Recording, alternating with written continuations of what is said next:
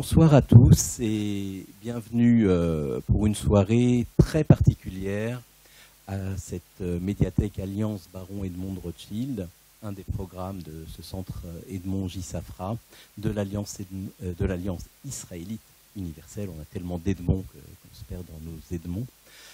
C'est une soirée vraiment très particulière parce que habituellement, beaucoup d'entre vous connaissent ces lieux et connaissent ces manifestations. Et habituellement, l'hôte qui vous accueille, celui qui prépare ces soirées, celui qui les met en scène, celui qui travaille, et vous ne pouvez pas imaginer combien des semaines et des mois à l'avance pour tout mettre en place correctement, est ce soir dans la position du questionné et non plus du questionneur. C'est donc un renversement de situation, un renversement de tendance qui, j'espère, pour Ariel, est peut-être plus agréable, en tout cas plus facile d'une certaine manière, même si je suis sûr que ce n'est pas un Ariel parfaitement détendu qu'on va avoir tout à l'heure, dans la mesure où, pour lui, c'est une grande première. Vraiment, c'est la donc, toute première fois qu'il va parler en public de ce livre qu'il vient de faire paraître, qui est vraiment sorti des presses il y a seulement quelques jours, ce grand livre qui est issu de sa thèse de doctorat, donc ce livre qui a pour titre « Les Juifs de France et l'État d'Israël » de 1948 à 1982. Donc la soirée va se dérouler ainsi, je vais dire quelques rapides mots d'introduction et ensuite je laisserai Ariel s'exprimer pour nous présenter son travail, son livre, ses intentions, ses sources et ce qu'il a voulu raconter comme histoire sur cette question importante des relations entre les Juifs de France et l'État d'Israël. Mais je voudrais d'abord vous dire quelques mots sur Ariel Danan lui-même. Et je vois dans le public que finalement ces quelques mots vont peut-être être superflus puisque beaucoup d'entre vous connaissez parfaitement Ariel, mais vous ne connaissez peut-être pas tous le même Ariel. Finalement, il y a plusieurs groupes et plusieurs environnements qui sont réunis aujourd'hui. Et évidemment, il y a aussi ceux qui sont venus écouter l'auteur, écouter l'historien, écouter le nouvel historien du judaïsme français qui est en train de faire une place vraiment importante dans ce milieu. Ariel, si on regarde ces quelques lignes de biographie, il est directeur adjoint de la bibliothèque de l'Alliance israélite universelle, donc mon collaborateur au quotidien. Donc là, moi aussi, je suis un peu dans une situation particulière parce que c'est pas habituel de parler en public de la personne avec qui on travaille depuis maintenant de si nombreuses années.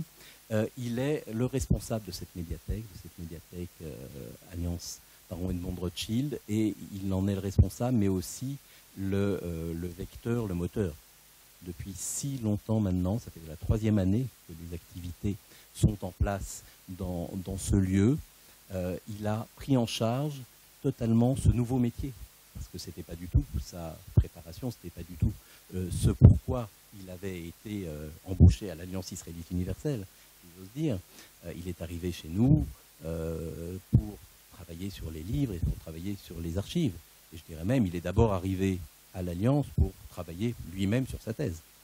Et si vous n'avez pas vu, comme nous avons, nous tous, dans l'équipe de l'Alliance, pu voir Ariel pendant des années et des années s'astreindre à s'asseoir avant de travailler avec nous, puis même pendant ces années de travail à l'Alliance, s'astreindre à travailler sur les documents de la bibliothèque, les documents des archives, les journaux qu'il a analysés un par un, ligne à ligne, mot à mot, j'allais dire, en utilisant des outils informatiques tout à fait développés, qu'il a même pratiquement inventés pour l'occasion.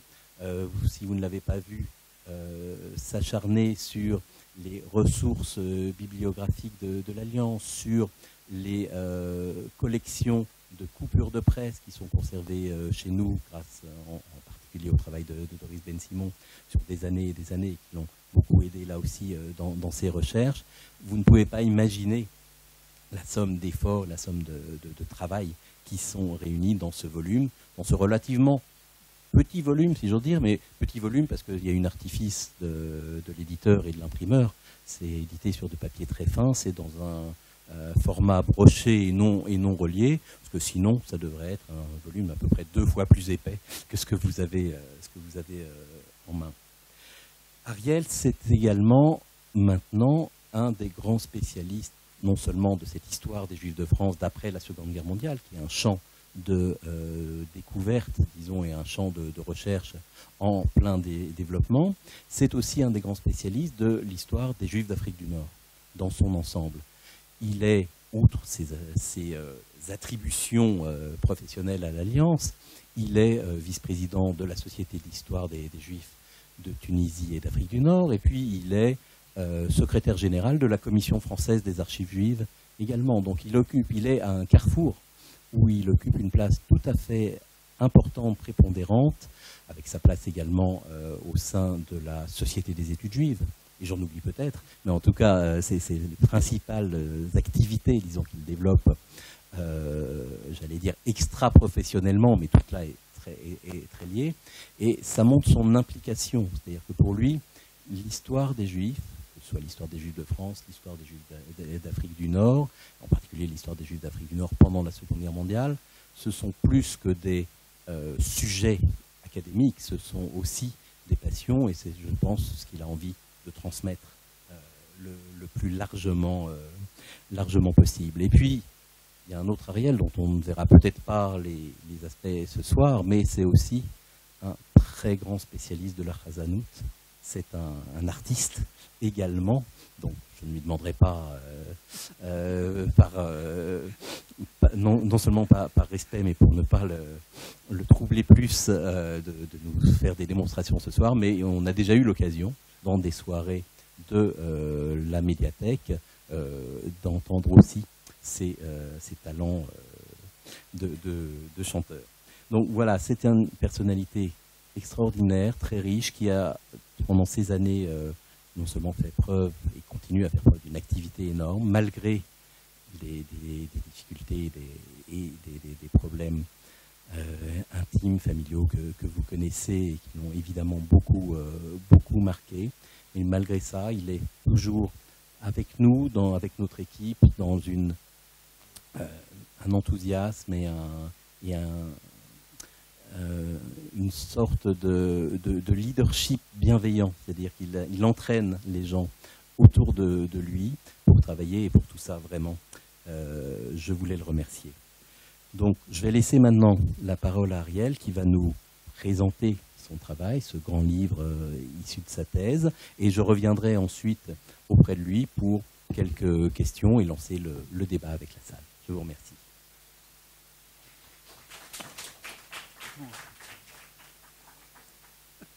Merci beaucoup Jean-Claude, merci infiniment, et merci à vous tous d'être présents ce soir. Hier encore, je l'avoue et je le regrette, je ne consacrais qu'une fraction de moi-même à Israël. Aujourd'hui, c'est le tout de ma pensée, de mon action, de ma personne qui s'identifie avec Israël, avec sa lutte corps et âme en résolution d'acier, en disponibilité de jour et de nuit. Ainsi s'exprimait André Neher à la veille de la guerre des 6 jours. Affirmation qui interpelle l'historien que j'étais il y a déjà une dizaine d'années, d'autant plus que je l'ai immédiatement reliée à celle d'Arnold Mandel qui lui écrivait après la guerre des 6 jours. Au début de juin 67, le Paris juif vibrait à l'unisson avec le cœur juif du monde. Au son du chauffard devant le mur des lamentations, à l'annonce de la reconquête juive du vieux Jérusalem, les Juifs des rives de la Seine prononcèrent avec la même ferveur que partout ailleurs dans l'univers l'action de grâce de Sheikh-Yanou. Ils firent bien plus encore. Contrairement à leur habitude, ils donnèrent de l'argent, beaucoup d'argent pour Israël. Or, toute cette attitude et toutes ces actions de grâce se situent au-delà de la solidarité même, dans la perspective de l'identification. Les Juifs de France se sont spontanément identifiés avec Israël en fonction de leur appartenance à un peuple juif. À la lecture de ces deux citations, faudrait-il conclure que les Juifs de France deviennent brutalement sionistes au moment de la guerre des 6 jours, alors qu'ils ne l'étaient peut-être pas avant? Le sont-ils restés après la guerre des 6 jours? Quelles sont les implications concrètes de cette prise de conscience soudaine, apparemment, et selon certains, inattendue? En consacrant une thèse d'histoire contemporaine sur les Juifs de France et l'État d'Israël 1948-1982, images et représentations, puis ce livre que j'ai le grand plaisir et honneur de vous présenter aujourd'hui, j'ai tenté de répondre à ces questions, d'autant plus difficiles à résoudre que nous ne disposons pas encore à l'heure actuelle de suffisamment de travaux sur l'histoire des Juifs de France après la Seconde Guerre mondiale. Il m'a donc paru indispensable de travailler sur le temps long, peut-être trop long diront certains, 1948-1982, et surtout, vous le verrez ensuite, de ne pas me cantonner aux aspects strictement politiques. Au lendemain de la Seconde Guerre mondiale, en 1945, le sionisme politique est désormais considéré autrement qu'il ne l'était avant la guerre, ainsi que l'avait analysé Catherine Nicot. En fait, la création d'un État hébreu apparaît nécessaire aux yeux de beaucoup, au moins pour accueillir les personnes déplacées qui, survivant des camps de concentration et d'extermination, ne savent plus où aller et en tout cas ne veulent pas retourner dans leurs différentes terres natales. L'épisode de l'Exodus, ce bateau clandestin parti de France, que les Anglais empêchent d'accoster en Palestine et dont les 4550 passagers sont renvoyés en France, marque les esprits, comme en témoignent par exemple les articles publiés par Léon Blum dans Le Populaire. Léon Blum, ancien président du Conseil, qui arrive à convaincre le gouvernement français de ne pas forcer les passagers juifs à débarquer, comme le souhaitaient les Britanniques. Mais plutôt que de vous citer ce soir un des textes pourtant extrêmement intéressants de Léon Blum, j'aimerais vous parler d'un document d'archives que j'ai retrouvé par hasard en classant les archives modernes de l'Alliance israélite universelle. Alors c'est un document extrêmement bizarre parce que je ne sais pas comment il est arrivé dans nos fonds d'archives. Mais en tout cas, c'est l'occasion pour moi de rendre un hommage à la Bibliothèque de l'Alliance, à la fois en tant qu'un de ses employés, mais aussi comme chercheur, car l'écriture de ce livre aurait été absolument impossible sans le travail de la bibliothèque, la plupart des sources nécessaires s'y trouvant, tant pour les journaux, les archives que les imprimés. Il s'agit donc d'une lettre retrouvée, envoyée clandestinement par des membres des éclaireurs israélites de France qui se trouvaient sur le bateau, lettre retrouvée au fond d'une boîte de fromage et transmise ainsi vers les personnes qui se trouvaient sur le port. Alors, nous n'avons pas la boîte de fromage dans les archives de l'Alliance, mais nous avons la lettre. Les Anglais veulent que nous débarquions en France. Le préfet des Bouches-du-Rhône est venu à bord pour nous assurer de l'accueil généreux de la France. D'une seule voix, les hommes, femmes et enfants de notre bateau ont répondu « Nous voulons retourner en Palestine ». Depuis des jours, nous attendons qu'il soit statué sur notre sort, mais nous ne descendrons point. Au moins donc pour cette raison liée aux personnes déplacées, la joie des Juifs de France lors du vote par l'ONU du plan de partage de la Palestine en 2 États le 22 novembre 1947, puis lors de la déclaration d'indépendance de l'État d'Israël par David Ben-Gourion le 15 mai 1948, cette joie est bien réelle. De nombreuses manifestations de célébration sont organisées. La plus importante a lieu à Paris, à l'initiative de la Fédération sioniste de France, en collaboration avec la Fédération des sociétés juives de France, l'Union juive pour la résistance et l'entraide et l'Union des sociétés juives de France. Si le CRIF et les consistoires ne font pas partie des initiateurs de la soirée, certains de leurs dirigeants sont présents, à l'instar d'Isaïe Schwartz, grand rabbin de France, et Léon Maïs, président du consistoire central. Fort ironiquement, le seul lieu disponible pour cette manifestation organisée dans la précipitation est, vous ne me croirez peut-être pas, mais c'est la vérité, le Vélodrome d'hiver. Le mardi 18 mai à 20h donc, 30 000 Parisiens, la plupart des Juifs, sont présents à cet événement extraordinairement symbolique, puisqu'il se passait bien des choses différentes à peine 5 ans auparavant. Mais cet événement est perturbé par l'effondrement accidentel de la tribune officielle, prévu pour 200 personnes. On attendait 200 dirigeants de la communauté juive et ils étaient en fait 600. Il n'y a pas eu d'autres dégâts, la cérémonie s'est poursuivie. Si leur joie est bien réelle, les Juifs de France sont quasi unanimes à s'affirmer sans ambiguïté citoyens français et n'envisagent pas de quitter leur patrie pour le nouvel État juif. Clairement, c'est en France qu'ils veulent reconstruire leur vie, mise à mal par l'occupation. La crise de Suez en 1956 marque un premier tournant dans l'image que les Juifs de France ont de l'État d'Israël. En effet, ce dernier et la France étant alliés, les Juifs n'hésitent plus à affirmer leur empathie avec l'État qui a accueilli tant de rescapés de la Shoah. Si le soutien actif à Israël demeure l'apanage de militants sionistes fort peu nombreux du reste, les institutions juives n'hésitent plus à déclarer publiquement leur soutien à Israël. Peu après, la communauté juive française connaît un bouleversement capital dans sa composition au début des années 60. La décolonisation du Maroc et de la Tunisie, puis la fin de la guerre d'Algérie, marquent l'arrivée massive de Juifs d'Afrique du Nord. Plus de 150 000 personnes s'installent ainsi en France en l'espace d'une dizaine d'années, et les institutions communautaires s'emploient à faciliter leur intégration. Cette mutation démographique, mais également sociale et culturelle, transforme profondément la communauté juive française et donc ses rapports avec Israël, comme le montre au printemps 1967 l'événement de la guerre des 6 jours, au cours duquel les Juifs de France se découvrent ouvertement solidaires d'Israël, comme ils ne l'ont jamais été auparavant.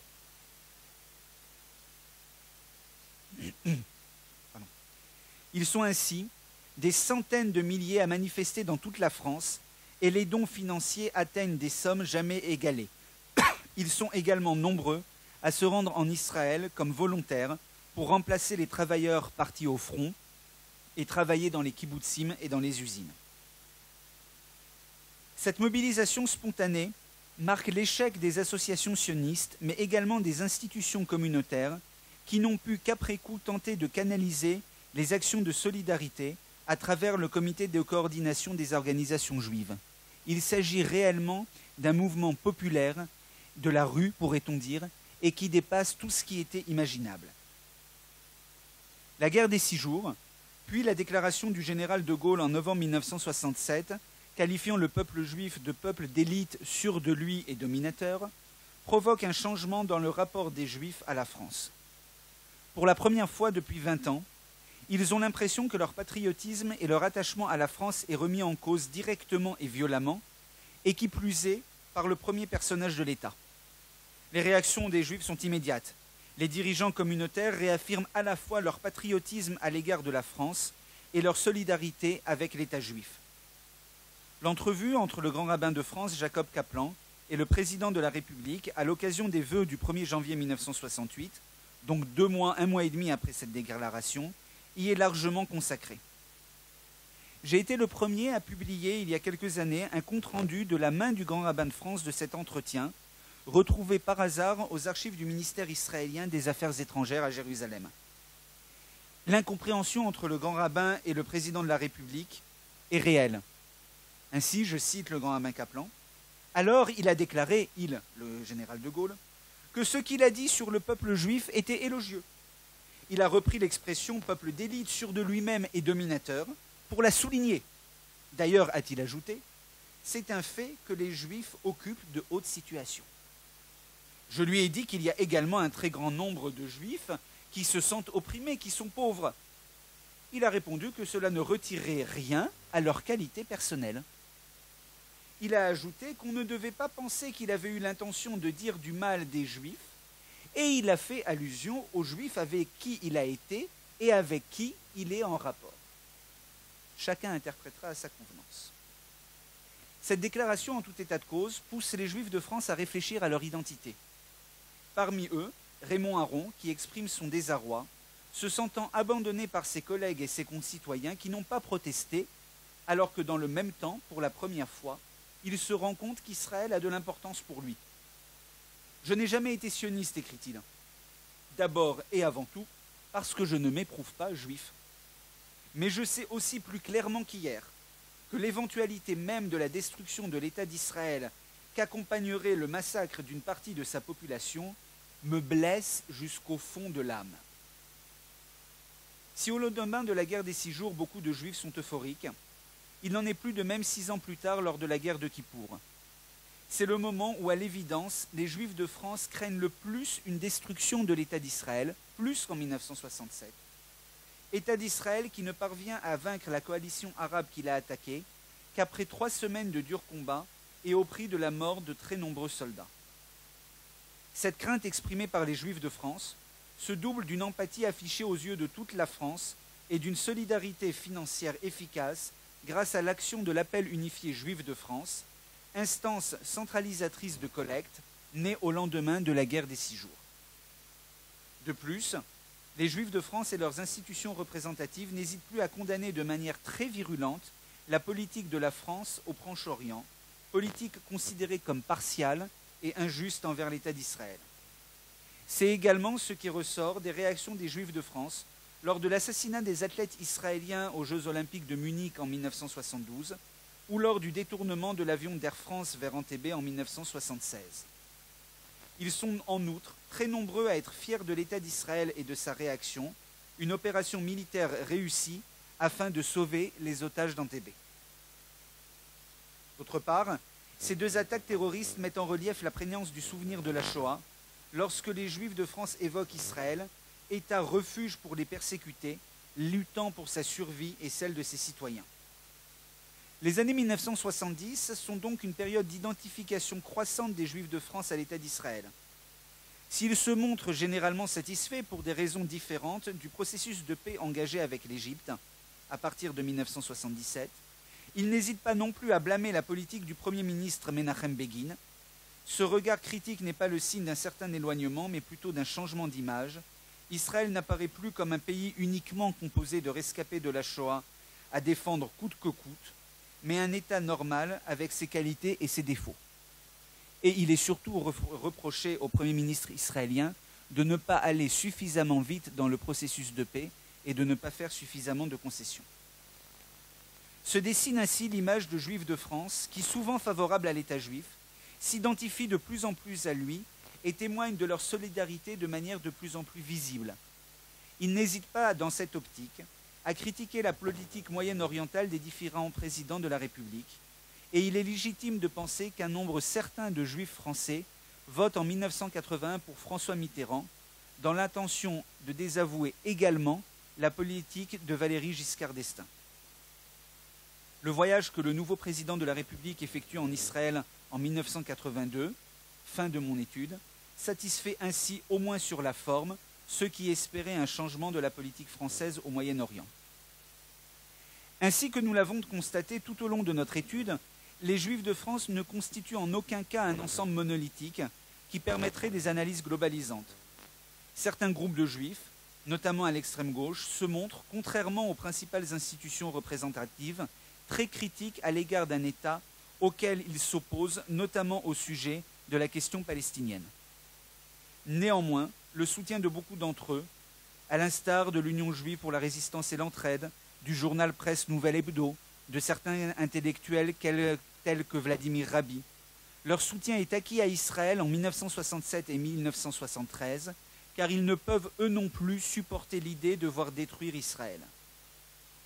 À partir de la fin des années 60, le changement d'attitude des Juifs de France et plus largement de diaspora a modifié en conséquence leur position et leur manière de se sentir français. Néanmoins, au-delà de cette empathie exprimée durant les moments de crise, la crise de Suez, la guerre des 6 jours, la guerre de Kippour, les attentats terroristes, que connaissent vraiment les Juifs de France de l'État d'Israël? S'impliquent-ils vraiment à son égard? Pas vraiment, à en croire Robert Sommer, qui se montre particulièrement sévère lors d'un colloque consacré au sionisme au Collège de France en 1976. Je le cite. « Finalement, tout semble se passer comme si les Juifs demeurant en France avaient trouvé dans le sionisme un exutoire, un moyen de se donner à bon marché, bonne conscience. Apprendre l'hébreu, c'est trop compliqué. Observer la religion, c'est trop difficile. Partir pour Tel Aviv, c'est renoncer aux 1000 séductions de la vie en France, à l'argent gagné facilement, aux stations de sport d'hiver. C'est obliger son fils à faire la guerre, alors qu'ici chacun sait que les conseils de révision réforment sans trop de difficultés. Alors, puisqu'on veut demeurer juif, mot dont on se gardera bien de donner une définition précise, eh bien on est sioniste et le tour est joué. Mon analyse paraîtra peut-être sévère, conclut Robert Sommer, je ne crois pas qu'elle soit inexacte. Alors, au risque de le décevoir, j'ai quand même tendance à penser qu'elle est relativement inexacte. Effectivement, les Juifs de France ont peut-être quelques images stéréotypées, mais pas que. Souvent, dans les années 50, le premier contact concret des Juifs de France avec cet État au loin qui s'appelle État d'Israël se fait grâce à l'ambassadeur. Les diplomates qui ont été successivement représentants d'Israël en France ont entretenu des rapports complexes avec les dirigeants des institutions juives. Et j'aimerais ne vous citer qu'un seul exemple, mais il y en a des dizaines. C'est en 1953 que le nouvel ambassadeur Jacob Tzur arrive à Paris. Une première réception d'accueil est organisée en son honneur le 7 décembre par la Fédération sioniste de France et elle réunit les principaux dirigeants communautaires, à l'exception des membres du consistoire. Ces premiers contacts avec les dirigeants consistoriaux, justement, ont lieu le 11 novembre 1953, lors de la cérémonie organisée à la synagogue de la rue de la Victoire à la mémoire des soldats juifs tombés au champ d'honneur durant la Première Guerre mondiale. Jacob Tzur, qui nous a laissé un journal de son ambassade à Paris absolument passionnant, écrit « Monsieur W », il s'agit évidemment, vous l'aurez reconnu, de Georges Wormser, président du consistoire. Monsieur W du consistoire sort de sa poche quelques feuilles et commence son allocution de bienvenue. Ce sont d'abord des mots de courtoisie, un salut cordial au nouvel ambassadeur d'Israël, quelques phrases aimables sur l'État d'Israël. Puis je note une réserve froide, discordante dans le ton et le contenu du discours. Mes voisins échangent des regards surpris. Le porte-parole officiel de la communauté juive souligne qu'il y a lieu de faire une nette distinction entre l'État d'Israël et le judaïsme français. Les citoyens français ici présents ne sont pas juifs, mais israélites, français de religion juive. Certes, ils ont une sympathie à l'égard de l'État d'Israël, nation démocratique, progressiste, et qui a beaucoup fait pour que fleurisse le désert. Mais il n'en faut pas conclure qu'il y a une communauté de destin entre nous. Il me semblait entendre, continue Jacob Tzur, des échos oubliés des discours hostiles des représentants du judaïsme français à la conférence de la paix à Paris au lendemain de la Première Guerre mondiale, lorsqu'il s'agissait de donner un statut international au foyer national juif en Palestine.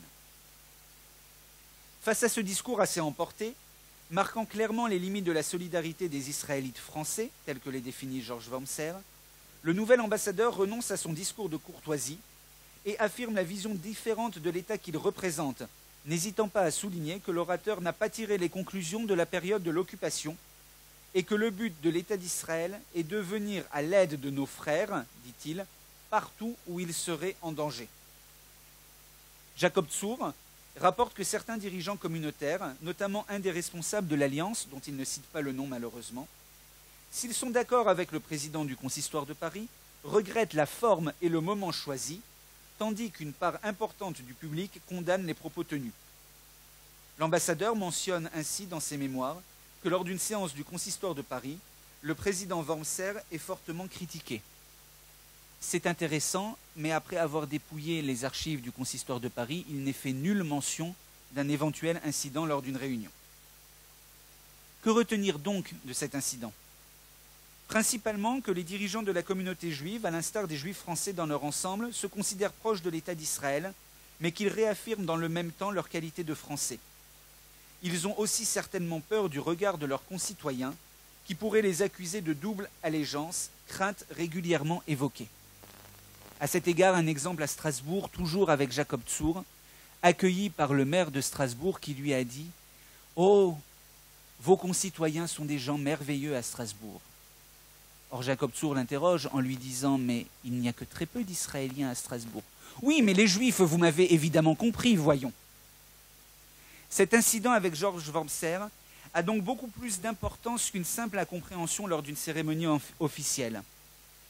Il s'agit plus d'une différence d'approche qui va néanmoins évoluer au fil des ans. En fait, de l'accueil réservé à Jacob Tzur à l'entente beaucoup plus cordiale avec Asher Ben Nathan ou Meir Rosen, se dessine l'identification croissante des Juifs de France à l'État d'Israël. Il faut toutefois reconnaître que les Juifs de France connaissent fort peu de choses de la culture israélienne. Quelques pièces de théâtre sont jouées en France et régulièrement qualifiées d'extrêmement médiocres. Un certain nombre de musiciens et de chanteurs sont connus des Juifs de France qui les apprécient surtout lorsqu'ils remportent l'Eurovision. De même que sont salués les quelques exploits sportifs israéliens, particulièrement ceux du Maccabi Tel Aviv en basketball. Alors oui, pour les chanteurs, évidemment, Rika Zara et Mike Brandt ont une vraie popularité.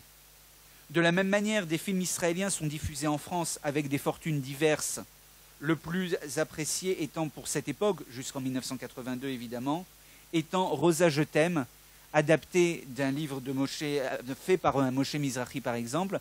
Et ce qui m'intéresse dans ce succès, c'est que c'est un film israélien, mais qui raconte une histoire de diaspora, qui ne raconte en aucun cas une réalité israélienne.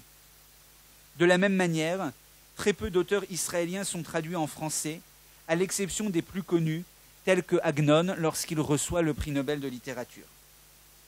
En fait, les Juifs de France sont dans l'impossibilité d'appréhender réellement la culture israélienne, faute de maîtriser, au moins au début, l'hébreu moderne.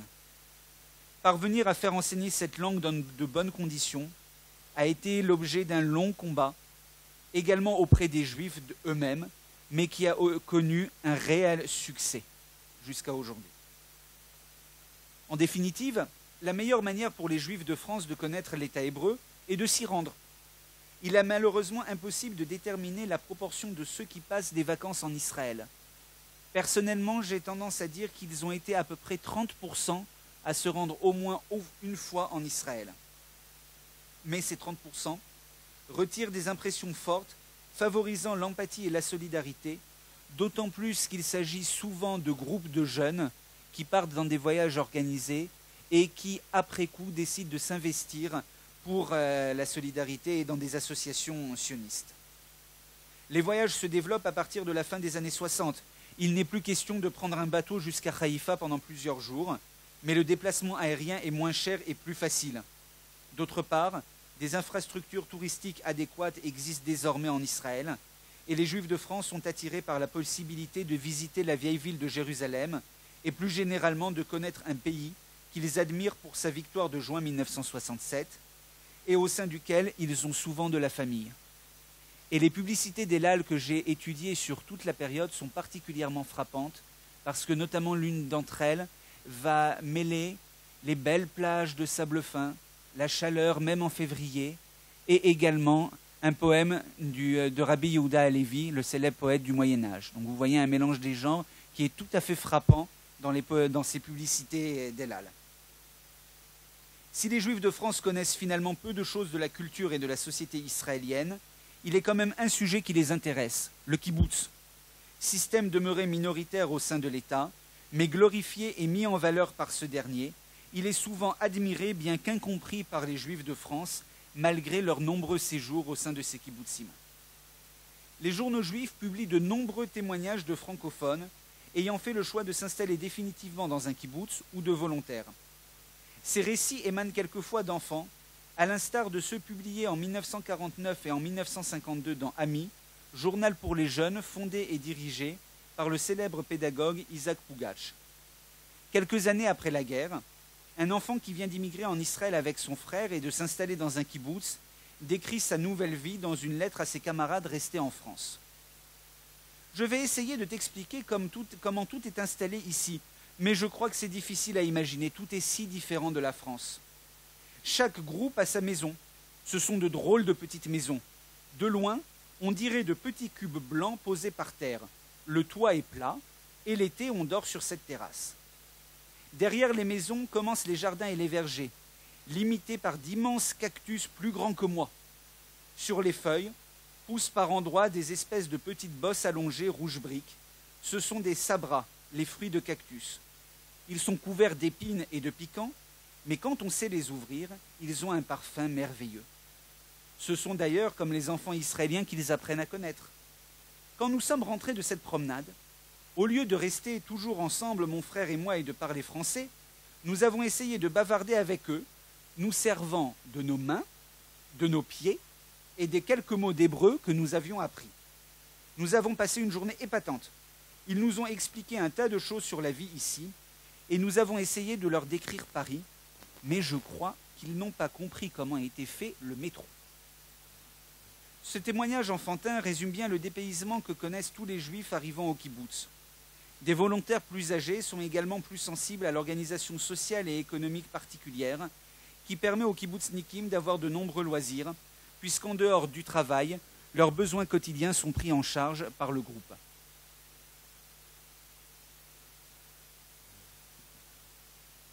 La question la plus débattue parmi les juifs de France est l'intégration, souvent difficile, des juifs séfarades en Israël. Ils s'y intéressent dès le début des années 1950, mais ce sont les événements de Wadi Salib, quartier de Haïfa majoritairement peuplé de juifs orientaux très pauvres, en 1959, qui leur font prendre conscience de l'importance du problème. Événements qui sont en fait des émeutes organisées par les plus pauvres de ces juifs dits orientaux. L'Alliance israélite universelle, particulièrement, a une très bonne connaissance de la question grâce à André Chouraki, délégué permanent de l'Alliance en Israël, qui adresse de multiples rapports sur la situation. Il estime que la communauté nord-africaine, privée de ses cadres qui ont plutôt choisi de s'installer en France ou au Canada, cette communauté nord-africaine connaît un fort taux de natalité, vit dans des zones de développement et se trouve dans une situation complexe. Très peu de ses membres, dit-il, font partie du personnel politique israélien ou sont d'un niveau intellectuel élevé. Il estime ainsi, André Chouraki, nécessaire de lutter contre le complexe d'infériorité dont souffrent les séfarades et de leur apporter une importante aide sociale. L'Alliance pense pouvoir aider l'État d'Israël dans sa politique éducative, la voie engagée est de former des professeurs aptes à enseigner dans des écoles pour enfants défavorisés. Le philosophe Emmanuel Levinas, directeur de l'école normale israélite orientale, directeur de ce bâtiment où nous nous trouvons aujourd'hui, décide d'augmenter la part de l'enseignement hébraïque au sein des programmes de formation des futurs professeurs des écoles de l'Alliance pour que certains puissent partir en Israël, terminer cette formation et enseigner dans les écoles publiques israéliennes. De plus, le directeur de l'ENIO effectue un voyage en Israël en 1961 pour envisager de créer sur place une école normale formant des enseignants capables d'enseigner en français, langue que maîtrisaient les Juifs d'Afrique du Nord nouvellement arrivés en Israël, ou d'ouvrir une structure de perfectionnement pour les professeurs déjà en activité. Ces deux projets n'aboutissent finalement pas, mais peut-être rencontrent-ils aujourd'hui un écho auprès de mes collègues de l'Alliance ici présents. Malgré tout, l'attention de l'Alliance sur le sujet ne faiblit pas, comme en témoignent des rapports d'Elias Arus, délégué de l'Alliance au Maroc, qui écrit pour raconter à l'Alliance à Paris qu'il a rencontré un ancien élève installé en Israël, venu en France pour participer à un séjour d'études, et qui lui affirme que le bateau sur lequel il s'est embarqué était rempli d'Israélites d'origine marocaine qui retournaient au Maroc.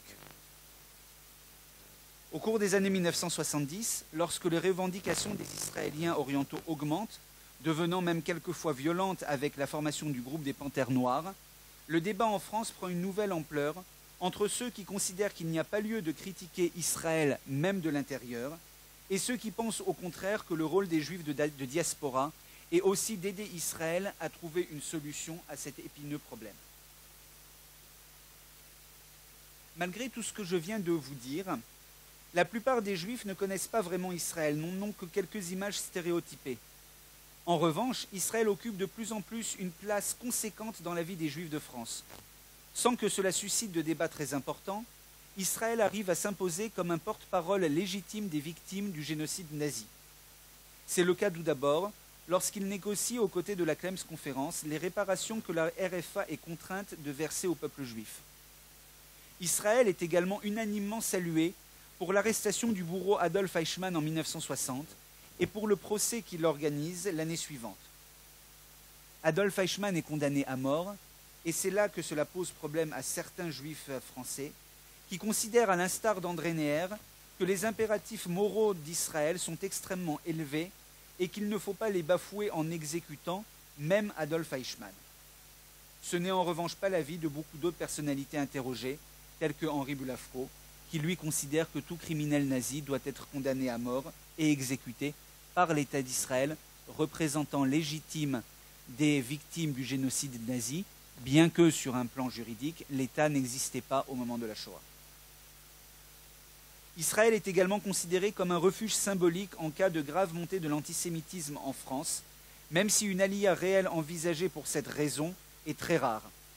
Israël, dont l'existence provoque des réactions contre les Juifs, notamment en France, puisqu'il y a de premiers événements antisionistes, ne constitue pas finalement, comme certains l'avaient espéré, la réponse unique à l'antisémitisme, mais plutôt une des manières d'y faire face. Israël, porte-parole des victimes de la Shoah, s'impose aussi rapidement comme le centre spirituel des Juifs de diaspora. Si fort peu de Juifs français considèrent que sa création marque le début de l'ère messianique, ils sont déjà plus nombreux à considérer qu'elle tient du miracle divin, de même que la victoire de juin 1967 et la conquête de la vieille ville de Jérusalem, qui provoque un élan religieux massif. Les Juifs de France sont également très intéressés par les problèmes pratiques posés par l'application de la loi religieuse juive face à la modernité de l'État d'Israël et reconnaissent une certaine autorité spirituelle aux deux grands rabbins d'Israël, Séfarad et Ashkénaz. À propos de l'application de la loi juive, j'aimerais vous citer un seul exemple, très simple dans ses termes, mais fort complexe. David Ben Gourion, en 1958, décide de demander l'avis de 45 sages à qui il demande de répondre à une question extrêmement simple, vous en conviendrez avec moi, qui est juif? Cela pose des questions pour la loi du retour qui permet à tous les juifs de s'installer en Israël. Mais concrètement, on a un problème. David Ben Gourion repose la question, qui est juif à ces 45 sages? Alors, je ne sais pas si vous avez des réponses. 4 juifs français à l'époque avaient été interrogés et vous verrez, leurs réponses ne sont pas simples. Alors le premier des 4 est René Cassin, président de l'Alliance, éminent juriste, qui répond tout d'abord qu'il ne souhaite pas participer au débat, ne voulant pas se mêler d'une question théologique. Il envoie finalement une longue étude juridique de plusieurs dizaines de pages qu'il affirme rédiger en tant que professeur de droit civil et de droit international et qui propose de ménager une place à l'élément volonté lorsque cet élément est corroboré et non pas contredit par d'autres circonstances importantes. Il considère en revanche qu'en tant que président de l'AIU, il croit de son devoir de s'en remettre à l'avis d'une personnalité hautement compétente, Monsieur le Grand Rabbin de France. Le Grand Rabbin Kaplan est justement la deuxième personnalité interrogée, et lui considère que seule une autorité religieuse, le Grand Rabbinat d'Israël, est apte à résoudre cette question, et que ce ne peut être en aucun cas une autorité laïque. Il faut, selon lui, appliquer la loi traditionnelle. André Neher, lui non plus, ne donne pas de réponse facile pour David Ben Gourion. Il propose en fait la création d'une commission chargée de répondre à ces questions, composée d'un tiers de rabbins, d'un tiers de représentants du gouvernement israélien et d'un tiers de personnalités qualifiées. Enfin, Henri Baruch affirme le grand intérêt de la question et rédige une étude historique et sociologique détaillée expliquant que le judaïsme n'est pas seulement une religion, mais plutôt, je le cite, une véritable cellule organique dans laquelle le domaine spirituel et corporel est fondu en une unité, la foi faisant corps avec le peuple et même avec la personne physique. J'ai toujours eu du mal à comprendre cette définition. Les autres sages qui ne venaient pas de France mais d'autres pays n'avaient pas de réponse plus claire. David Ben Gourion n'a donc pas eu de réponse à sa question. Et alors, nous restons toujours, qui est juif? Allez donc savoir. Néanmoins, l'objet de mon étude étant quand même les Juifs de France, on va continuer à s'intéresser à eux. Et j'ai eu, il est vrai, des difficultés à les définir. Pour moi, que sont les Juifs de France? Ceux qui s'impliquent au sein de la communauté, sûrement, c'est le plus facile. Mais d'autres qui ne sont pas impliqués dans la communauté, tels que par exemple Raymond Aron, Pierre Mendès France. Devrais-je dire qu'ils ne sont pas juifs ou qu'ils ne sont pas concernés par mon étude? Évidemment non. Alors, j'ai trouvé une définition dans l'introduction de ce livre et à l'époque de ma thèse, qui n'est sûrement pas satisfaisante, mais qui m'a permis de travailler, en considérant qu'est juif toute personne se considérant elle-même comme juif et se prononçant officiellement en tant que telle. Ce n'est peut-être pas entièrement satisfaisant pour des questions juridiques, Mais sur le plan historique, je vous assure que ça règle beaucoup de problèmes. L'une des autres manières de mesurer la centralité de l'État d'Israël dans la vie des Juifs de France est d'étudier la célébration par ces derniers de l'anniversaire de la création de l'État hébreu. Dès 1949, des fêtes, tant à Paris qu'en province, sont organisées par les associations sionistes, mais elles réunissent un public nombreux, non pas uniquement composé de ses militants, jusqu'à la fin des années 1960, qui sont marqués par le déclin de ces rassemblements organisés par la Fédération sioniste de France. Ce n'est pas dû à un manque d'intérêt des Juifs de France pour Israël, loin de là, je vous l'ai déjà dit, mais plutôt en raison des transformations sociales et démographiques de la communauté juive. Beaucoup de petites célébrations sont ainsi organisées par toutes les communautés. En revanche, les 3 fois où sont organisées les 12 heures pour Israël, en 1976, 1977 et 1980, un public extrêmement nombreux, de plusieurs dizaines de milliers de personnes, est au rendez-vous.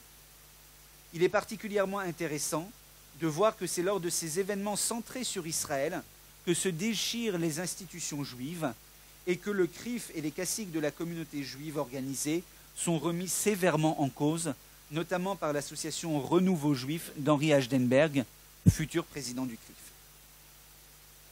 Israël prend en tout état de cause une place centrale au sein de la communauté juive organisée, puisque c'est pour lui venir en aide financièrement que toutes les organisations acceptent de se réunir au sein d'une entité commune, l'Appel unifié juif de France en 1968. Jusqu'à la guerre des 6 jours, l'aide à Israël, qui était le nom de l'organisme collecteur, et le Keren Kayemet l'Israël, qui lui existait depuis bien avant la création de l'État, tentent de convaincre les Juifs de France de soutenir financièrement l'État hébreu, y investissant beaucoup d'énergie pour de très faibles résultats. La guerre des 6 jours et ses conséquences marquent un tournant. La création d'un organisme de collecte centralisé apparaît à l'automne 1967 comme la conséquence naturelle de la mobilisation massive des Juifs de France lors de la crise du printemps. Un accord est donc signé le 22 septembre 1967 entre le Keren Hayesod et le KKL, et d'autre part le Fonds social juif unifié, au terme duquel l'AUJF est créé. Ses dirigeants sont des cadres des institutions juives, à l'instar du président Guy de Rothschild.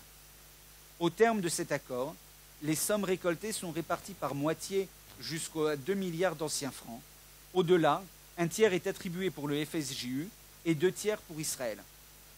Lors de la signature, Guy de Rothschild affirme « Les événements récents ont illustré de la manière la plus tangible l'interdépendance des communautés de la diaspora et d'Israël. Dans la difficile conquête de la paix, les Juifs de France apporteront sur le plan moral et matériel leur soutien total à Israël, dont l'existence même est garante de leur dignité de Juifs. L'appel unifié juif de France sera l'instrument premier de la coopération et du développement harmonieux entre Israël et la communauté juive de France. » La décision des instances communautaires est due à 2 principales raisons. La conviction de leurs dirigeants de la nécessité de soutenir financièrement Israël, mais surtout le fait qu'ils se rendent compte qu'il est beaucoup plus facile de collecter des fonds en mettant en avant la solidarité avec l'État hébreu, à un moment où les œuvres communautaires juives françaises en tant que telles sont dans la difficulté financière. Il n'en demeure pas moins que réunir des sommes importantes est une constante difficulté pour la UJF, à l'exception des moments de crise, par exemple lors de la guerre de Kippour en 1973, qui marque l'apogée de ces dons financiers. Et il est frappant de voir qu'entre 1973 et 1980, la chute du nombre de donateurs est flagrante, moins 43%, et les dons, évidemment, de la même manière. Alors, une toute petite précision, cet accord historique en 1968 a tenu jusqu'en 2014, avant d'être remis en cause il y a quelques semaines. De la même manière, un nombre extrêmement minime de Juifs français font leur aliyah. Jusqu'en 1967, elle n'est même envisagée que par certains militants sionistes convaincus et quelques groupes de jeunes. Ils sont légèrement plus nombreux à s'installer en Israël après la guerre des 6 jours, qui marque un tournant, car ce sont désormais des dirigeants, des cadres, des intellectuels qui font leur aliyah. Vous connaissez les plus célèbres d'entre eux, André Neher, Léon Ashkenazi Manitou ou d'autres. Nombreux sont ceux qui insistent sur le tournant qu'a constitué la guerre des 6 jours. Mon analyse diffère. En effet, si sur différents sujets, comme nous venons de le voir, les réactions changent après 1967, il est faux de dire que les Juifs français sont devenus brutalement sionistes au moment de la guerre des 6 jours et qu'ils ne l'étaient pas auparavant. Il apparaît plutôt que l'affirmation publique du soutien à Israël est plus forte à partir du printemps 1967. Il s'agit donc non pas, selon moi, d'une rupture, mais plutôt d'une montée en puissance, et il est indéniable que les principales organisations juives, CRIF, Alliance, Consistoire, Fonds social, témoignent au fil des ans de plus en plus de solidarité publique à l'égard de l'État d'Israël. Israël, pays protecteur des survivants du génocide nazi, luttant contre l'hostilité de ses voisins, État victorieux en 1967, redonnant fierté aux Juifs de diaspora, État démocratique ayant construit une société admirée malgré les difficultés, nation juive s'étant réimplantée sur la terre historique du peuple juif, refuge potentiel face à l'antisémitisme, autant d'images concurrentes qu'ont les Juifs de France en 1982 de cet État. Et aujourd'hui, me direz-vous, y a-t-il une différence entre 1982 et 2014 ? Alors, étant historien, je ne m'avance qu'avec précaution, mais avant que vous me posiez la question, je vais vous y répondre. L'identification des Juifs de France à l'égard de l'État d'Israël est très certaine et a augmenté depuis 1982. C'est un fait réel. Il y a également une bien meilleure connaissance de la culture juive. Désormais, les auteurs israéliens sont tous traduits en français. L'enseignement de l'hébreu a énormément progressé. Beaucoup sont capables de lire en hébreu les auteurs. Les films israéliens, vous connaissez les différents cycles qui ont lieu partout en France et nous pouvons profiter de tous les films israéliens sans la moindre difficulté. Le tourisme, il n'est même pas besoin d'en parler. Il est désormais massif et il n'y a qu'à se rendre sur les plages de Tel Aviv en été pour voir qu'il n'y a finalement en Israël que des Juifs français et plus d'Israéliens. La Aliyah, petit point qui reste une interrogation pour moi, mais je ne peux m'empêcher de penser que les chiffres donnés par la presse sur la Aliyah des Juifs de France en 2014, environ 5000 de ce que j'ai pu lire, ces chiffres sont plus importants qu'en 1968, juste après la guerre des 6 jours, qui marquait l'année étalon de la Aliyah des Juifs de France et qui n'avait concerné à l'époque que 3000 personnes. Alors donc oui, une place de l'État d'Israël toujours plus importante dans la communauté juive française et pour les Juifs de France. Je vous remercie.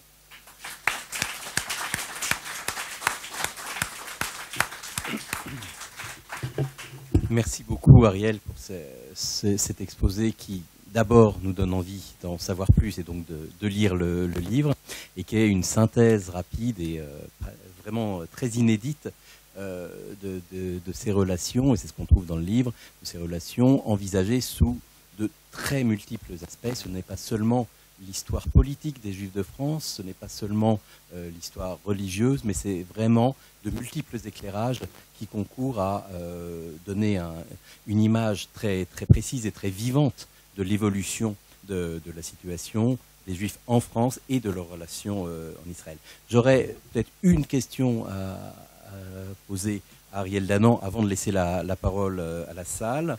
Il y a beaucoup de choses à dire, mais tout de même, la question de la chronologie, alors bien entendu, c'est une thèse à l'origine, donc il faut bien avoir un début et une fin, il faut bien marquer une structure chronologique et des bornes, et donc tu as choisi la borne de la visite du président Mitterrand nouvellement élu en Israël en 1982. Si et pourquoi finalement as-tu fait ce choix? Et si tu avais choisi comme borne, toujours dans la même année 1982, les résultats de la guerre du Liban, est-ce que finalement ton travail aurait bien entendu été resté valide, mais est-ce que une grande partie de la démonstration n'aurait-elle pas été à refaire? Alors, je remarque qu'on me pose toujours la question pour savoir pourquoi j'ai fini en 1982. 1948, pour commencer, ça n'étonne vraiment personne. Donc alors, 1982 et avant la guerre du Liban, il y a beaucoup de réponses. Alors, il y a celle, évidemment, que je ne pouvais pas écrire dans le livre, mais que je vous livre aujourd'hui avec votre indulgence. Je suis historien. Il fallait donc qu'il s'agisse d'événements qui ont eu lieu avant ma naissance. Et je suis né en 1982. Donc, c'était une idée comme une autre pour arrêter. Alors évidemment, la guerre du Liban change beaucoup de choses. Change, à mon avis, trop de choses pour que je puisse continuer. Pour tout vous dire, il était question, quand j'ai préparé ma thèse, de m'arrêter juste après la guerre de Kippour, en 1973. Mais cela avait un défaut majeur, à mon avis, c'est qu'il y a eu des changements dans la communauté juive française extrêmement importants dans les années 70, avec l'affirmation des juifs séfarades, la place qu'ils ont prise dans les institutions communautaires petit à petit, et ça me paraissait dommage. Alors oui, 1982, c'est vrai, le voyage de François Mitterrand est un artifice, c'est très clair pour moi. Mais si j'avais commencé avec la guerre du Liban, il aurait fallu aussi travailler sur les conséquences de la guerre du Liban. Et j'avais calculé que finalement, il aurait fallu que je m'arrête en 1989, avant la première intifada. Mais finalement, pourquoi ne pas continuer, y compris avec la première intifada? Et donc, on ne savait vraiment plus où s'arrêter et comment s'arrêter. Alors c'est un artifice, mais d'un autre côté, c'est la première visite d'un président de la République en exercice en Israël. C'est donc un moment important, en tout cas pour les Juifs de France. Il y a de nombreux témoignages, notamment des articles d'Annick Rigel dans la presse sur ce voyage. Et puis, il fallait bien s'arrêter. Alors c'est vrai, la guerre du Liban a marqué une rupture, qui est avec les critiques extrêmement fortes qui sont portées à l'encontre de l'État d'Israël. Un changement pour les Juifs de France qui, du fait même de l'augmentation de ces critiques, par effet de balancier, s'identifient encore plus à l'État d'Israël, le soutiennent coûte que coûte malgré tout, en tout cas pour ce qui s'agit des institutions communautaires. Donc je pense que 1982 est une rupture, et s'il y a deux périodes dans l'histoire de cette relation, c'est vraiment pour moi de 1948 à 1982, et désormais de 1982 jusqu'à nos jours, et je ne sais pas quand sera la prochaine rupture. J'ai donc laissé cette question à d'autres historiens ou d'autres sociologues que moi. Merci de cette réponse qui ressemble, j'en suis désolé, au jour de la soutenance de la thèse. Donc je vous laisse la parole avec simplement pour dire qu'avec l'étude d'Ariel Danan, on ne pourra plus, je pense aujourd'hui, considérer le sionisme et la relation des Juifs à Israël, des Juifs de France à Israël, selon la très rituelle petite blague qui existe déjà depuis les années 30 en France. Un sioniste, c'est un juif qui paye un deuxième juif pour inciter un troisième à partir en Israël. Vous avez la parole. Si vous avez des questions, si vous n'avez pas de questions, j'en ai beaucoup, mais je vous laisse la parole. Attendez un tout petit peu le micro, si vous voulez bien. Merci. Je voulais rebondir sur le fait que vous avez indiqué qu'il y avait environ 5000 personnes qui ont fait leur alia cette année. Alors moi, je suis présidente d'une association, donc j'entends parler autour de moi des départs. Et dans toutes les synagogues, dans toutes les associations, vous entendez des personnes par 10, par 20, par 30 qui quittent la France. Alors j'ai l'impression que votre chiffre est en deçà, enfin à mon avis, il est en deçà de la réalité. Je ne sais pas, parce que moi j'ai mes filles qui vivent là-bas, elles ont fait leur alia il y a 5 ans et demi. Je vais 5-6 fois par an en Israël, donc vous voyez, et chaque fois, je vois des personnes qui viennent, qui quittent, enfin qui sont dans le même avion que moi. Donc il y a l'alia du mois de juillet pour la rentrée scolaire, mais au fur et à mesure, les gens planifient tout au long de l'année leur alia. Alors j'ai l'impression que plutôt on va atteindre un chiffre qui va, enfin à mon avis, qui va atteindre les 8 à 10 000 personnes, à mon avis. Enfin,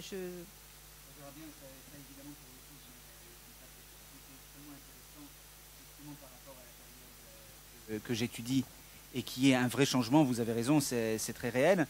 Ce qui me marque aussi, c'est le fait qu'il y a de plus en plus de personnes qui vivent entre les deux pays. Chose qui n'existait pas à l'époque, puisque pour des difficultés aussi matérielles, très simplement. Mais c'est véritablement un gros changement oui, il y a pour les Juifs de France. Voilà, exactement. Moi, je vois autour de moi tous les jeunes, les trentenaires, quarantenaires. Ils quittent donc jeudi soir Paris, arrivent le vendredi matin, repartent lundi matin. Oui, ceux qui sont avocats, qui ont dans tous les métiers maintenant. Et donc les femmes sont déjà avec leurs enfants depuis fort longtemps. D'autres questions? Non, moi j'avais une question là. Voilà, sinon en attendant, je voulais juste avoir l'avis d'Ariel sur peut-être la répartition parmi les Juifs de France, parmi ceux qui sont finalement assez peu nombreux à être des militants du sionisme. Que penser de la répartition entre ce qu'on appellerait la droite et la gauche? Il me semble, moi, que, en tout cas sur la longue durée, le mouvement révisionniste en France a peut-être plus d'influence que celui des Juifs de gauche. Qu'en pensez? Alors, au sein des militants sionistes, je ne suis pas sûr. Au sein des Juifs de France, sûrement. En tout cas, au sein de ceux qui appartiennent à une communauté, quelle qu'elle soit. Pour les militants sionistes, peut-être pas. Quand on voit, par exemple, l'importance d'un journal sioniste comme La Terre retrouvée, qui, lui, était très nettement situé à gauche.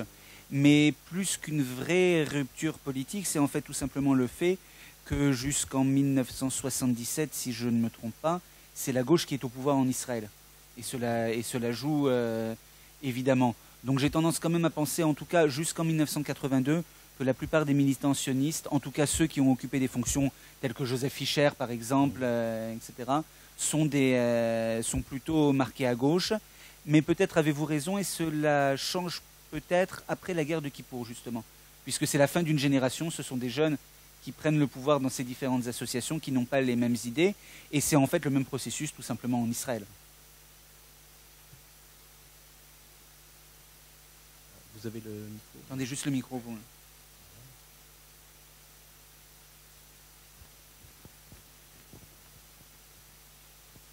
Merci. Bonsoir. J'ai une question en fait spécifique au judaïsme français ou français de confession juive, issu, on va dire, d'Alsace-Lorraine. Et est-ce que dans le livre, qu'est-ce que vous pensez, vous, de cette spécificité qui sont les Juifs de France qui sont là depuis un certain temps en France et leur rapport à Israël bien entendu avant la Deuxième Guerre mondiale et surtout après la Seconde Guerre mondiale, parce que je crois qu'il y avait une vraie spécificité par rapport à l'histoire avec un grand H, par rapport à Napoléon et par rapport à le fait qu'ils ont été juifs en fait grâce à Napoléon. Voilà. En fait, par rapport quel était le lien et comment était le rapport. Alors, il y a deux choses. Il y a effectivement les Français israélites de souche, oserais-je dire, qui ont été qui sont devenus citoyens sous la Révolution française. Plus intéressant pour moi, les Juifs d'Alsace. Effectivement, communauté d'autant plus patriote qu'elles ont été à un moment allemandes, qu'elles sont redevenues françaises, etc. Et c'est quelque chose qui m'a beaucoup frappé quand j'ai commencé mes recherches, parce que je pensais que j'allais rencontrer la communauté la plus patriote française et très peu liée à Israël. Et en fait, c'est tout le contraire. Alors, vraiment, notamment Strasbourg, c'est la communauté la plus sioniste que j'ai rencontrée dans toutes mes recherches. En 1967, ce sont les premiers à se mobiliser et d'une manière extrêmement efficace. Ils organisent des manifestations, des sit-ins, ils bloquent la circulation dans les rues de Strasbourg, c'est extrêmement impressionnant. On a la même chose à Colmar, à Metz. Les dons financiers sont très très très importants, plus importants que dans le reste de la France. Et d'autre part, la Aliyah, avant 1967 et même après 1967, est composée pour moitié de juifs habitant en Alsace. C'est extrêmement frappant. Et tous ceux que je pourrais vous citer, en 1968, il y a 12 dirigeants de la communauté de Strasbourg qui font leur Aliyah. Et c'est d'ailleurs un gros problème pour cette communauté qui perd tout d'un coup tous ces cadres communautaires. Le grand rabbin de l'époque se lamente parce qu'il se demande comment il a perdu en même temps le président du consistoire, le président de l'organisation sioniste, le directeur d'une école, alors un philosophe, André Neher, Théo Klein, j'en oublie d'autres. Vraiment, c'est très très frappant. Alors, il y a aussi le fait que les Strasbourgeois vont créer un kibbutz. Le kibbutz d'En Hatziv en Israël, kibbutz religieux avec qui ils sont extrêmement liés, et ils ont des liens avec ce kibbutz tout au fil des ans. Ils s'y rendent souvent, et chaque année, la communauté juive strasbourgeoise envoie un groupe de volontaires au moins qui part au moins visiter le kibbutz d'En Hatziv et y passer 2 ou 3 mois. Alors je n'ai pas sincèrement de bonnes réponses pour expliquer ce phénomène. Ce que je pense personnellement, c'est qu'il s'agit aussi d'une communauté plus religieuse que la moyenne en France. Et que c'est peut-être ce qui explique cela, étant entendu aussi que quand on prend ceux qui se sont donc installés en Israël, leur investissement au sein de l'État, le fait qu'ils aient formé des synagogues orthodoxes, on a l'impression que c'est ce qui a provoqué ce départ, la volonté de vivre un judaïsme orthodoxe plus facilement. Et autre chose, pour les Juifs de Strasbourg, il y a aussi réellement l'élan messianique après la guerre des 6 jours. Le fait que la vieille ville de Jérusalem ait été reconquise, pour beaucoup d'entre eux, alors pas uniquement des Strasbourgeois, c'est aussi le cas pour Manitou, mais ils sont nombreux à penser que l'ère messianique est arrivée, et c'est aussi ceci qui explique leur alia. Merci. Oui, Ariel, j'aurais 2 questions. La première, est-ce que le rabbinat français est à l'unisson des sentiments de la population juive de France, notamment au début? Parce que bien sûr, il y a le grand rabbin Isaïe Schwartz qui signe les appels du KKL, il y a le grand rabbin Julien Veil qui va à la première célébration de l'État d'Israël, et il meurt d'ailleurs juste après, quelques heures après, je crois.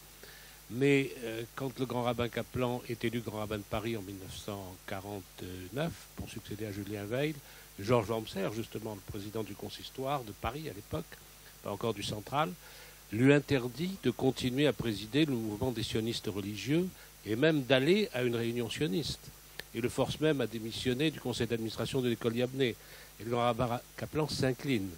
Et il y a d'autres exemples au sein du rabbinat français où le soutien à Israël est très modéré. Alors je veux savoir quelle perception vous en aviez eue. Et la seconde, c'est qu'entre 1948 et 1962, à ce moment-là, la France, ce n'est pas seulement l'Hexagone. L'Algérie, c'est la France, et en Tunisie, au Maroc, si la France ne règne pas, elle gouverne. Alors, est-ce qu'il y a un sentiment différent chez les Juifs d'Afrique du Nord par rapport à l'ensemble des autres Juifs de France? Alors, deux questions compliquées. Concernant le rabbinat, alors je vous ai beaucoup cité Georges Wamser et ses différentes querelles avec les ambassadeurs. C'est un personnage tout à fait fascinant, d'autant plus fascinant qu'il est très différent de ce que nous connaissons aujourd'hui comme dirigeant de la communauté juive. Je pense que les rabbins français sont comme les juifs de France, en tout cas jusqu'en 1967. Plutôt solidaires de l'État d'Israël, mais d'extrêmement loin malgré tout, parce que leur vie est en France.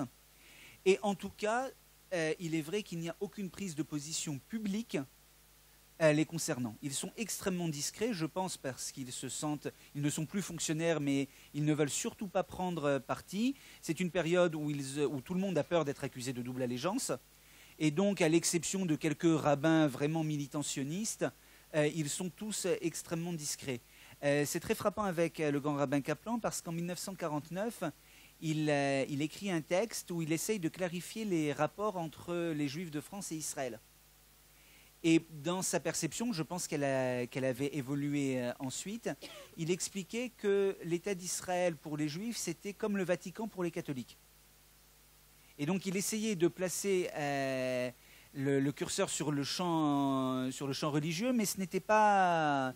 Et je pense que c'était vraiment une réflexion en mouvement, et que la fin de cette réflexion a été finalement en 1967. Concernant les Juifs d'Afrique du Nord, alors vous avez raison, l'Algérie c'est la France à l'époque, mais je me suis vraiment contenté de l'Hexagone. Faute de sources, et parce que à l'époque dans ma thèse, on trouvait déjà que je travaillais sur le temps trop long. Mais alors si en plus je m'occupe de l'Algérie, alors là ça désespérait ceux qui me dirigeaient. Il y a eu quand même beaucoup d'études sur le sionisme en Algérie et en Afrique du Nord. Je pense qu'ils étaient plus sionistes que les Juifs français, mais pour une bonne raison, c'est qu'ils commençaient à sentir qu'ils allaient devoir partir. Alors peut-être pas tout de suite, mais un peu plus tard. Et donc, ils étaient quand même un petit peu, après la Seconde Guerre mondiale, disons qu'ils s'interrogeaient plus que les Juifs de l'Hexagone sur leurs conditions dans leur terre natale. Et quand je vous disais qu'en 1948, Les Juifs de France sont pour l'État d'Israël parce qu'il va accueillir les survivants de la Shoah, les personnes déplacées, mais en aucun cas eux qui sont bien installés en France et qui veulent reconstruire leur vie en France. Je pense que les interrogations des Juifs d'Afrique du Nord sont un petit peu différentes déjà à l'époque. D'autres questions? En attendant des questions, j'avais peut-être une interrogation. C'est un nom que vous avez cité, mais il y a tout de même une discussion au sein du judaïsme français qui s'exprime dans la presse, qui s'exprime aussi parfois dans les colloques des intellectuels juifs de France, avec des personnalités importantes. Je pense à Vladimir Rabhi ou peut-être d'une autre manière Richard Marienstrass, qui provoque parfois des réactions plus ou moins violentes dans l'ensemble de la communauté ou chez certains responsables, en ayant un discours très critique déjà très tôt vis-à-vis de l'État d'Israël. Pouvez-vous nous en dire plus et voir un peu comment ils sont perçus et s'ils gardent malgré tout une audience?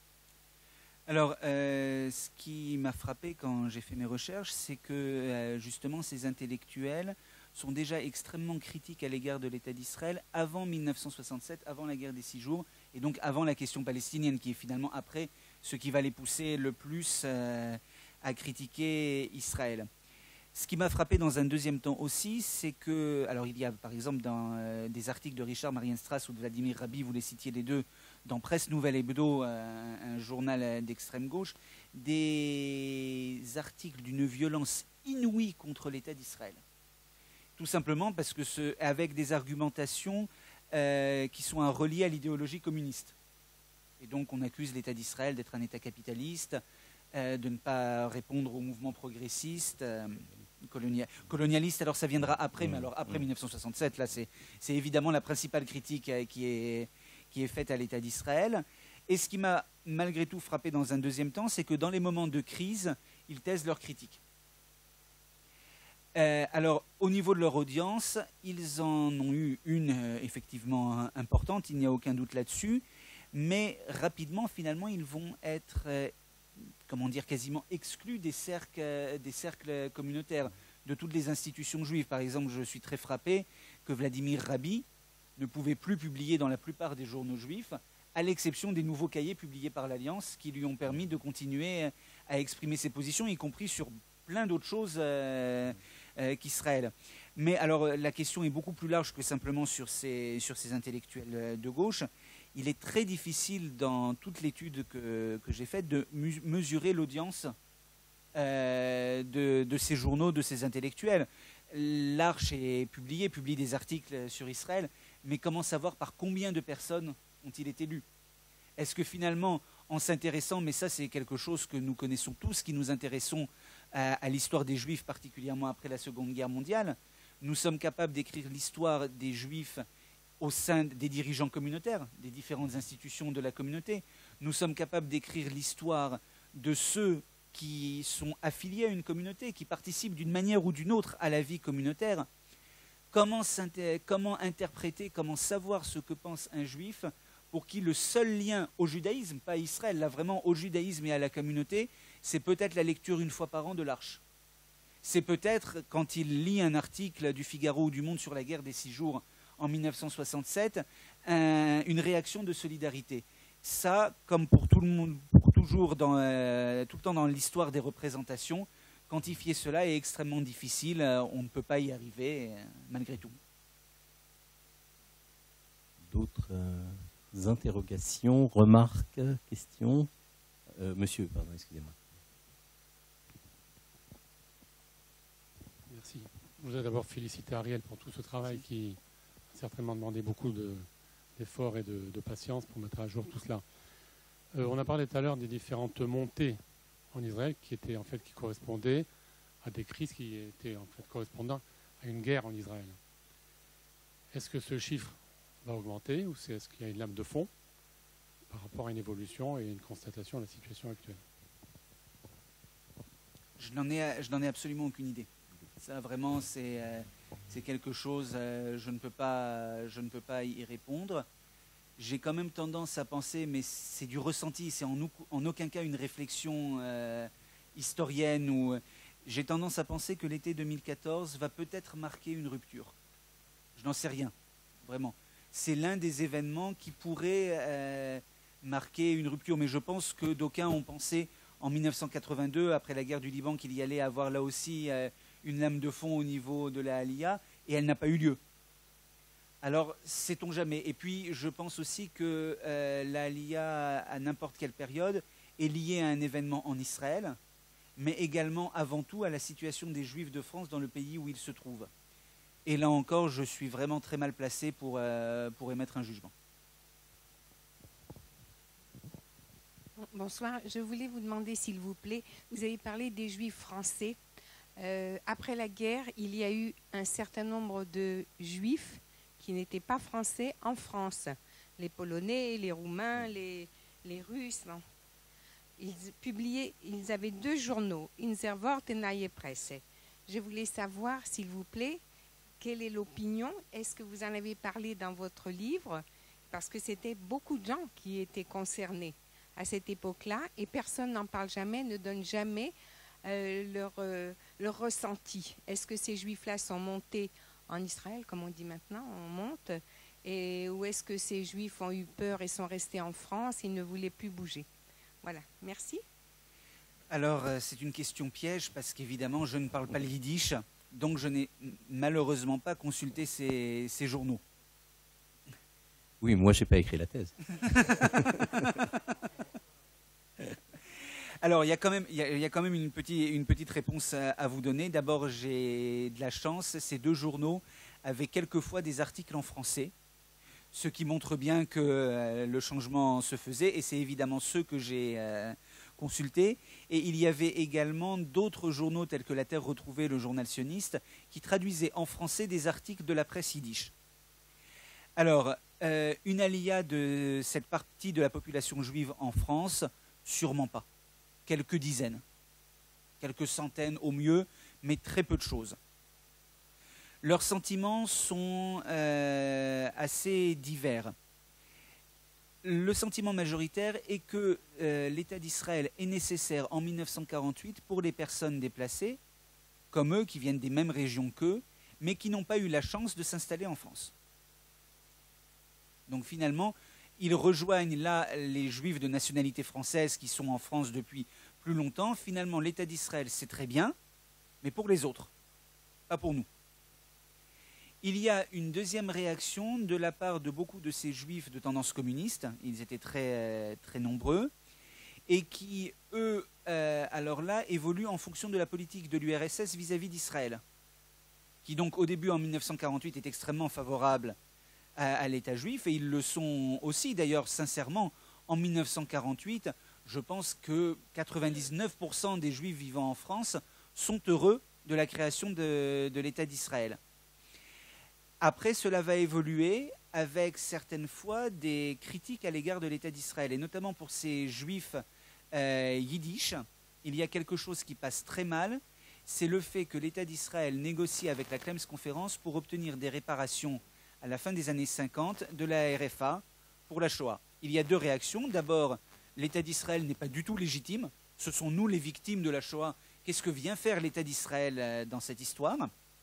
Et la deuxième réaction que j'ai vue dans certains articles, c'est tout simplement, il ne faut surtout pas que la RFA puisse donner des compensations financières, parce que ça serait une manière de leur accorder le pardon. Et échanger le pardon face à la Shoah à cause d'argent est absolument scandaleux. Et ces Juifs vont perdre de leur importance finalement au fil des ans. D'ailleurs, ces titres de la presse yiddish vont avoir de moins en moins d'écho et vont quasiment. Alors, ils sont quand même continués à être publiés, je pense, jusqu'à assez relativement, jusqu'à la fin des années 80, mais ont de moins en moins d'audience malgré tout. Donc, une question.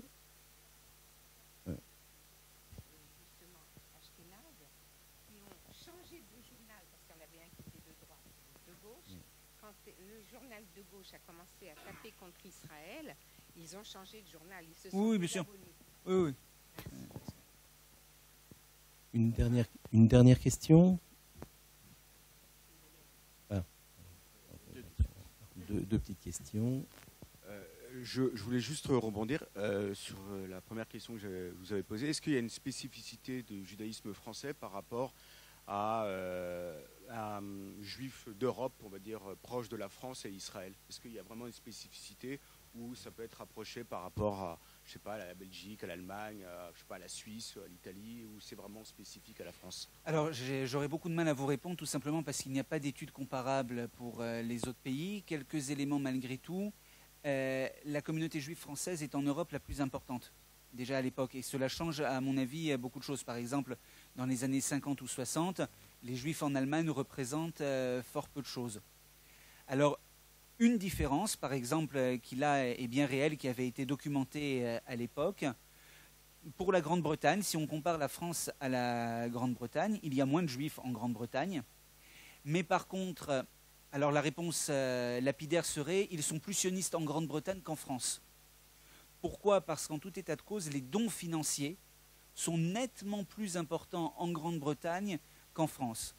Et d'après ce que j'ai pu voir comme statistique, finalement les juifs français sont ceux qui, en Europe, donnent relativement le moins d'argent à Israël. Ce qui est très étonnant par rapport à tout ce que je vous ai dit. Mais par contre, ça change au moment des crises, où là, le soutien des juifs de France est relativement plus important qu'ailleurs en Europe. Mais très nettement, on manque d'études sur le reste de l'Europe. Donc s'il y a des historiens dans la salle, je les invite à s'y pencher. Bref question. Oui, tout à l'heure, vous aviez répondu à une personne derrière concernant les personnes qui vivaient donc, dans les pays du Maghreb. Je suis originaire de Tunisie, donc j'ai souvenance du tohu-bohu qu'il y a eu dans ma famille quand ma tante avait quitté la Tunisie pour faire son alia en 1956. C'était inimaginable. Mais quand je l'ai retrouvée après en Israël, elle m'a dit, elle avait senti un appel donc sioniste et qu'il fallait quitter parce que c'était dans l'air du temps. Et je voulais aussi vous faire part de deux choses. Vous parliez aussi de l'alia des Belges. À l'heure actuelle, il y a beaucoup de Belges qui font leur alia. Donc, il y a la Belgique est en train de se vider parce qu'ils sont mal venus là-bas. Et je voulais aussi vous faire deux remarques, je ne sais pas si ça peut vous aider. Je me souviens de Ben Gurion quand il était au cinéma Le Rex, au moment de l'appel. Donc il est passé à côté de nous, on lui a serré la main. Donc c'était aussi pour avoir de l'argent, donc il avait parlé. Et puis je voulais aussi intervenir aussi entre le double discours. Donc j'ai écouté des gens, des représentants du judaïsme en France dans les synagogues et lors de conférences diverses sur le sionisme, enfin pas sur le sionisme, sur ce qui se passe à l'heure actuelle en France. Donc vous avez un discours, on ne vous dit pas de choisir, on vous dit voilà, il se passe que ça, si vous avez envie de partir, vous pouvez partir, vous pouvez quitter la France. Mais quand vous les écoutez en Israël, dans les synagogues et lors de conférences, c'est vrai, on entend vraiment le discours, merci d'être venu, merci de nous avoir écoutés. Donc voilà, c'est ce que je voulais vous dire. Merci. Juste une petite remarque, effectivement, pour l'Afrique du Nord, la LIA a été quand même extrêmement importante, et notamment pour le Maroc, il y a eu véritablement un élan religieux, un élan quasi messianique, mais sioniste religieux. Le sionisme religieux en Afrique du Nord était plus important effectivement qu'en France. Un dernier mot peut-être de la part de Joe Toledano, le directeur général de l'Alliance israélite universelle. C'est dur d'être face à son patron. Cette soirée était une soirée, contrairement à ce qu'a dit Jean-Claude en début de soirée, une soirée d'autopromotion. Ariel avait décidé que le premier public, le public cobaye, ce serait son public, celui de la médiathèque. Donc d'abord, merci à tous d'avoir accepté cet exercice. Est-ce que nous pouvons décider qu'il a passé l'examen brillamment? Oui. Je dirais que quand j'ai assisté à la présentation de la thèse, j'ai eu très peur. Je me suis dit, Ariel est un chercheur, il a une âme de chercheur, il va quitter l'Alliance qui en a beaucoup besoin pour aller faire de la recherche et de l'enseignement supérieur. J'ai eu quelques discussions avec lui et je lui ai dit, il y a un projet qui ne peut être servi que par quelqu'un comme vous, historien, curieux, intéressé par l'informatique, puisque la base de sa recherche était avec les outils informatiques. Il faut imaginer un nouveau lieu et lui donner un sens. Et Ariel a accepté d'aller se promener dans un certain nombre de médiathèques, de réfléchir à ce concept et de commencer à donner une âme à cette maison. Et je peux vous dire qu'en très peu de temps, elle a pris une place, cette maison a pris une place, pas seulement dans la vie parisienne, mais même au-delà. Nous avons de véritables retours de la diffusion des informations sur les activités initiées par Ariel, et un certain nombre d'auteurs aujourd'hui ne peuvent pas se passer de l'idée qu'ils soient les invités d'Ariel pour présenter leurs ouvrages ou pour faire parler d'eux. Maintenant, sur le thème de cette recherche, moi j'ai fait une longue recherche pendant des années sur les questions de la presse. De la presse d'ailleurs, de la presse arabe et de la presse israélienne et de la presse juive. Et c'est vrai que 1982 est un moment clé dans l'histoire de la presse. Si vous réfléchissez à ce qui se passe en France, à partir de 1982, la presse écrite commence à s'éteindre de manière quasi définitive. La presse écrite juive n'atteint plus de lectorat. On a quelques journaux qui émergent comme Actualité juive, qu'on appelait le journal des bouchers, puisque c'était de la publicité entourée d'un peu de rédactionnel. C'est resté un journal de communication intracommunautaire, mais il n'y a plus cette presse d'opinion dont on a parlé tout à l'heure, où effectivement les gens affirmaient leur identification à Israël ou à des grandes questions juives en s'abonnant à tel ou tel journal. On a une disparition de la presse et on a quelque chose qui émerge et qui devient très fort, c'est la radio libre, après un certain nombre de chaînes de télévision et maintenant les médias sociaux. Et je relirai un petit peu cette évolution par rapport à la mission de ce lieu qu'est la médiathèque, et pour laquelle je pense vraiment que Ariel fait école et a une place importante. Les nouvelles générations doivent être introduites à la question de l'image et de cette image ultra rapide, de ces phrases très courtes qui font la communication moderne et qui colportent, comme on le voit tous, un discours sur Israël et les Juifs dont on a l'impression qu'il ne s'arrêtera jamais, une espèce de flot de haine, de paroles destructives, de machins, de messages qui ne sont pas maîtrisés, alors que là, on a entendu quelque chose qu'on peut analyser, on peut comprendre ce qui se passe dans les grands courants de la vie communautaire, dans les discours des hommes publics, dans ce qui se passe même en Israël, on peut le savoir par la presse juive, les intellectuels juifs qui réagissent. Là, on a l'impression d'avoir quelque chose qui nous échappe par les moyens de communication modernes. Donc je dirais que dans ce travail, et qui est un travail très délicat, celui d'attirer les gens à regarder non seulement les livres, mais les écrans, et de mettre à disposition du public un certain nombre d'éléments sur la compréhension de ce qui se passe dans les écrans et de ce qui se passe dans les écrans que nous avons en main. Ce travail-là, je pense qu'Ariel est une des personnes qui en France y réfléchit.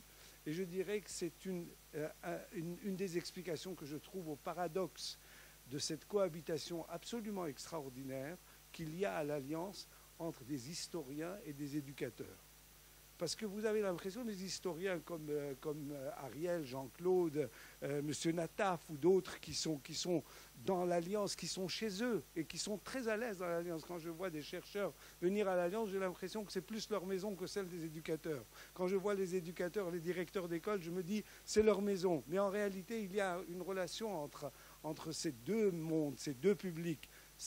Les uns travaille sur le passé, mais pour essayer de le valider, de le dépecer, de l'expliquer, de donner des clés, et puis de voir qu'est-ce qu'on peut en faire pour l'avenir. Les éducateurs, c'est ceux qui font rêver un monde meilleur aux jeunes générations, et c'est la relation entre les deux qui fait qu'on est dans un juste chemin entre les deux. Donc, Ariel, merci de nous avoir utilisés comme premier public. Nous avons passé un très très bon moment. Vous êtes sûr de vous et dominateur. Et je dirais que nous sommes ce soir tous porteurs de ce livre. Il faut que ce livre soit porté là où il doit être, dans les différents univers dans lesquels il doit être exploré. Et soyons fiers, nous, à l'Alliance, d'avoir parmi nous un jeune auteur, futur grand auteur et en tout cas un très bon historien. Merci. Merci, donc merci beaucoup à vous d'avoir non pas été, à mon avis, des cobayes, mais bien ni des proies consentantes, mais bien les premiers privilégiés à avoir pu entendre Ariel Danan parler de son livre. Merci infiniment à Ariel pour ce travail et pour beaucoup plus.